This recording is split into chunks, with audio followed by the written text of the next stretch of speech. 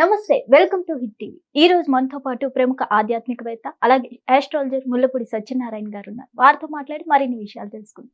నమస్తే గురు. నమస్కారం మా చాందని. బాగున్నారా? బాగున్నానమ్మా చాందని. గురువు గారు, బ్రహ్మ ముహూర్తం యొక్క అసలైన రహస్యం ఏంటి? బ్రహ్మ అంటే అన్నిటికంటే పెద్దది అని అర్థం, శ్రేష్టమైనది అని అర్థం. జ్ఞానంలో, వయసులో, అనుభవంలో అన్నిటికీ పెద్దవాళ్ళని బ్రహ్మదేవుడు అంటారు. మనం ఎప్పుడు కూడా రాక్షసులను నువ్వు గమనిస్తే వరాలు ఎక్కువ ఎవరిని తపస్సు చేశారంటే విష్ణుమూర్తి గారు చేయరు, తోలు తీసేస్తాడు కాబట్టి. శివుడికి కొంచెం తక్కువ, బ్రహ్మదేవుడికి ఎక్కువ. ఓం బ్రహ్మదేవాయ నమః, ఓం బ్రహ్మదేవాయ నమః అంటే ఈ బ్రహ్మదేవుడు వచ్చేసేవాడు, అందరికి వరాలు ఇచ్చేసేవాడు. వరాలు ఎక్కువ ఇచ్చేస్తున్నాడు అని చెప్పేసి శివుడు విష్ణుమూర్తి ఇద్దరు కలిసి కమిటీ పెట్టుకొని ఈయన్ని డిస్మిస్ చేశారు, పవర్స్ తగ్గించేశారు బ్రహ్మదేవుడికి. అందుకనే బ్రహ్మదేవుడికి ఇప్పుడు తక్కువ.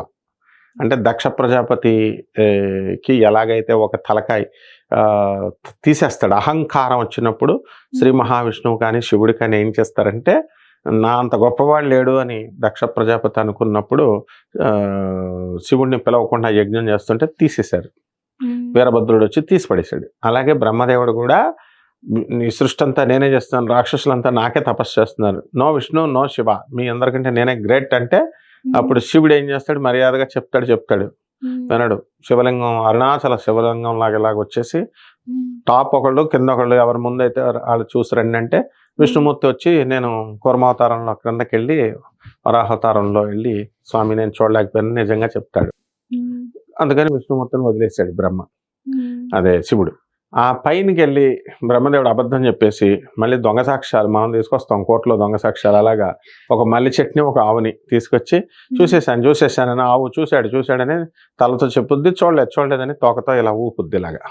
అందుకని మొగల పువ్వుని తీసుకొస్తే ఇదేం చూశారంటే ఇది పూజకు పనికిరావు నువ్వు అని మొగల పువ్వుని, ఈ ఆవు యొక్క ముఖాన్ని మనం చూడకూడదు, వెనకున్నటువంటి తోకే దాన్నే పూజించాలి అని బ్రహ్మదేవుడు అహంకారంతో అబద్ధం చెప్పాడు. కాబట్టి శివుడు ఏం చేశాడు, తలగా పీకేశాడు. లేకపోతే 5 ముఖాలు ఉండేవి. శివుడు పంచాననుడు, శివుడికి 5 ముఖాలు ఉన్నాయి, బ్రహ్మదేవుడు కూడా 5 ఉండేవి. ఇప్పుడు తీసేసి చతుర్ముఖుడు అయిపోయాడు బ్రహ్మదేవుడు. వీడు ఎప్పుడు అబద్ధం ఆడకుండా ఈ బ్రహ్మదేవుడు ఒక ఇన్స్పెక్షన్ కమిటీ పెట్టి సరస్వతీదేవిని నాలిక మీద సామే వస్తు జిహ్వాగ్రి బ్రహ్మ రూపా సరస్వతి, బ్రహ్మ యొక్క తిష్టంతు, బ్రహ్మ యొక్క జిహ్వ మీద నిలబడుగాక అని చెప్పేసి డ్యూటీ వేశారు. సో అప్పటి నుంచి ఇంక బ్రహ్మ అబద్ధాలు ఆడడం మానేశాడు అనమాట. కాబట్టి బ్రహ్మ ముహూర్తం ఆయన ఏం చేస్తాడు, సరస్వతి దేవి లేపుద్ది ఆయన్ని. తొలి జాము అంటాము, అంటే 12 గంటలకి రాత్రి అవుతుంది కదా, నిశాచరులు అందరూ రాక్షసులు, మానవుడు అక్కడే పడుకుంటాడు రాత్రులు, మా దేవతలు రాక్షసులు అందరూ రాత్రులు తిరుగుతారనమాట. సో తెల్లవారుజామున 2:30కి మనకి తొలి జాము స్టార్ట్ అయిపోద్ది. కాబట్టి మనం బ్రహ్మ ముహూర్తం ఏమిటంటే 2:30 నుంచి స్టార్ట్ అయిపోద్ది. ఆ టైంలో బ్రహ్మదేవుడు తన సృష్టిని మొదలు పెడతాడనమాట, సృష్టించడం మనల్ని అందరినీ.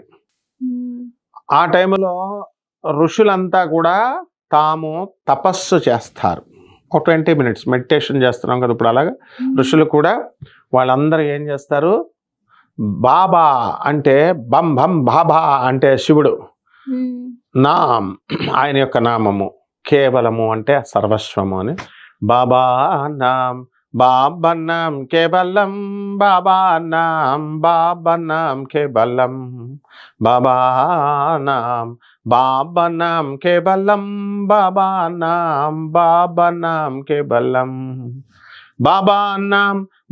నాం కేవలం, బాబా నాం కేవలం అని చెప్పి, ఇది కలియుగాంతానికి కూడా శంభాల నగరం వచ్చేసిన తర్వాత కూడా శివుడిచ్చాడు ఈ మంత్రాన్ని, ఈ నామాన్ని జపం చేసుకోవాలా.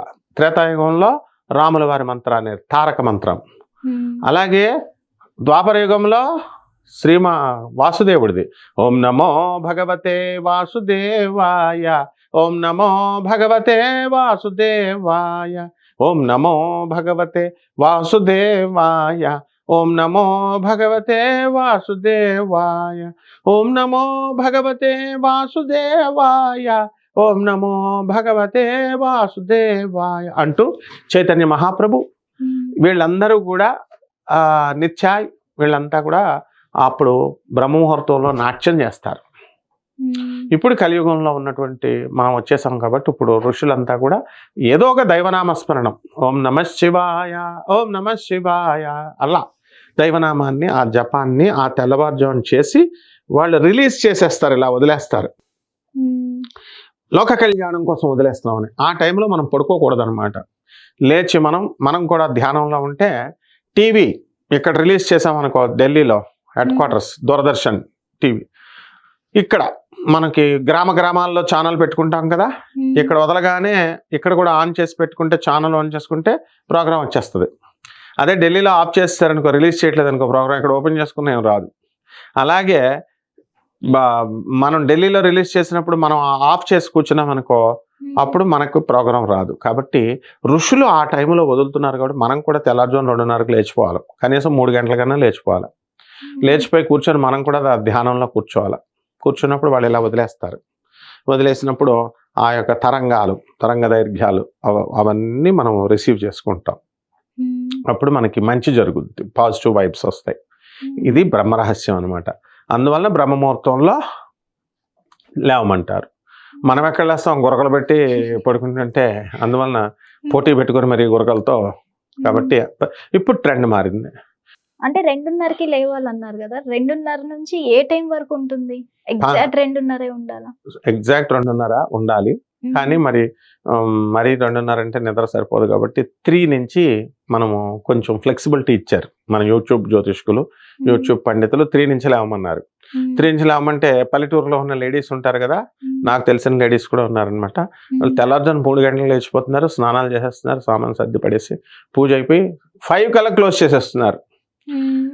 పూజ 3 to 5 చెప్పారు, వీళ్ళు చేసేస్తున్నారు 3 to 5. మరి అలా అంత కష్టపడక్కర్లేకుండా మామూలుగా అట్లీస్ట్ 4 o'clock కన్నా లేవాలి బ్రహ్మముహూర్తం అంటే. దీంట్లో ఏంటంటే ఏం జరుగుద్ది అని అంటే, మనం రాత్రి రాని లెక్కలు అదే ఫార్ములా ట్రై చేస్తాం. రాత్రులు రావు, తెల్లారుజామున మనము అది ట్రై చేస్తే నాకు చిన్నప్పుడు వచ్చేసి ఏంట్రా ఈ ముహూర్తంలో ఉన్న గొప్పతనం అనుకునేవాడిని. ఆ విధంగా ఈ యొక్క సమస్యలు తెల్లవారుజామున వచ్చేటటువంటి కళలు నిజమవుతాయి అంటారు కదా, బ్రహ్మ ముహూర్త కాలం. ఆ టైంలో మనం ఏదనుకుంటే అది అయిపోతాయి. ఒక భర్త భార్యను రోజు తన్నేస్తున్నాడు అనుకో, వీడిని ఎరగొడేయాలరా ఎవడో ఒకడో వచ్చి అని ఒక ఆమె తలుచుకుంది. వాడు ఏం చేశాడు, ఏదో తొండ్ర పని చేశాడు, మొత్తం అందరూ వచ్చి విరగొట్టేశారనమాట. కాబట్టి అది మంచైనా చెడైనా బ్రహ్మ ముహూర్తానికి ఆ శక్తి ఉంటుంది. మన సంకల్పం, thoughts are things. Dale Carnegie చెప్తాడు, మనం ఏదనుకుంటే అది అయిపోతాం, యద్భావం తద్భవతి, ఏదనుకుంటే అది అయిపోతాం. బ్రహ్మశక్తి ఆ ముహూర్తానికి ఉన్నటువంటి శక్తి. అందువల్లనే డాక్టర్ నందమూరి తారక రామారావు, నట సామ్రాట్, విశ్వవిఖ్యాత సార్వభౌముడు మన ఎన్టీఆర్ అంటే ఇంక మళ్ళీ తిరుగులేదుగా. ఎన్టీఆర్ ఏం చేసేవాడు, ప్రతిరోజు తెల్లవారుజాము 3 గంటలకి బ్రహ్మముహూర్తంలో లేచిపోయేవాడు. లేచిపోయి ఏం చేసేవాడు, వాకింగ్. మొత్తము మెడ్రాస్లో వీధుల్లో వాకింగ్ చేస్తుంటే 3 గంటలకి అనుకో అలారం, కరెక్ట్గా ఈ వీధిలో 3 గంటలకే వెళ్ళేవాడు. గడియారాలు పోయినా పర్లేదు. నెక్స్ట్ వీధిలో 3:05, నెక్స్ట్ వీధిలో 3:10. అంటే మన గడియారాలు పోయినాయి అనుకో, ఎన్టీ రామారావు మన వీధికి వచ్చాడంటే 3కి పెట్టేసుకోవచ్చు గడియారం. నెక్స్ట్ వీధిలోకి వచ్చాడంటే 3:05. అంత పంక్చువాలిటీ. బ్రహ్మ ముహూర్తంలో నిద్ర లేచినటువంటి మనగాళ్ళు భారతదేశంలో కాదు, ప్రపంచ చరిత్రలో 2 ఉన్నారు. ఒకటి నందమూరి తారక రామారావు ఎన్టీఆర్, మన సీనియర్ ఎన్టీఆర్, అండ్ 2 మన అమాయకుడైనటువంటి మన బాలయ్య బాబు వాళ్ళ అబ్బాయి. రోజు తెల్లవారుజాము 3 గంటలు లేచి పూజ చేసేస్తాడు కంప్లీట్. అందువల్ల తండ్రి కొడుకులు వీళ్ళిద్దరు బ్రహ్మ ముహూర్తాల్లో పెట్టుకున్నారు కాబట్టి వాళ్ళ జీవితాలు చక్కగా హ్యాపీగా మంచి కీర్తి ప్రతిష్టలతో వెళ్ళి, మనం కూడా వాళ్ళని మన గురువులు కాబట్టి వాళ్ళని మనం అనుకరిస్తే మనం కూడా అలా క్లిక్ అయిపోతాం. వన్స్ పూజ అయిపోయాక పడుకోవచ్చు అని ఇంకా పడుకునే ఉంటారు, అది కరెక్టేనా గురుగారు? కరెక్ట్ కాదు. ఒకసారి మళ్ళీ తెల్లవారుజాము ఇప్పుడు సత్యనారాయణ స్వామి వ్రతం మన హైదరాబాద్ నుంచి ట్రైన్ వెళ్తుంది, గోదావరి ఎక్స్ప్రెస్, ఇవన్నీ కరెక్ట్గా 4 o'clock 3:30 దింపుతుంది అది అన్నవరం స్టేషన్లో. అందరూ దిగుతారు, స్నానాలు చేసేస్తారు, సత్యనారాయణ స్వామి వ్రతంలో కూర్చుంటారు. మన పంతులు గారు సామూహిక పూజ గ్రూప్ గ్యాంగ్ పెడతారు. పూజ చేస్తుంటే అక్కడ పంతులు గారు చదివే మంత్రాలు వినరు, వీళ్ళు నిద్ర వచ్చేస్తూ ఉంటుంది. వీళ్ళందరూ కునుకుపాట్లు పడతా ఉంటారు. ఒకటి వింటారు, మళ్ళీ పంతులు గారు ఓం అని అనగానే ఓం గణాన అంట్వా అనగానే మళ్ళీ ఉలుక్కుపళ్ళు లెగిస్తారు. అలాగనమాట. సో ఈ యొక్క నిద్ర అనేది మనిషికి అవసరం కాబట్టి ఆ రోజు అలా ఉంటుంది.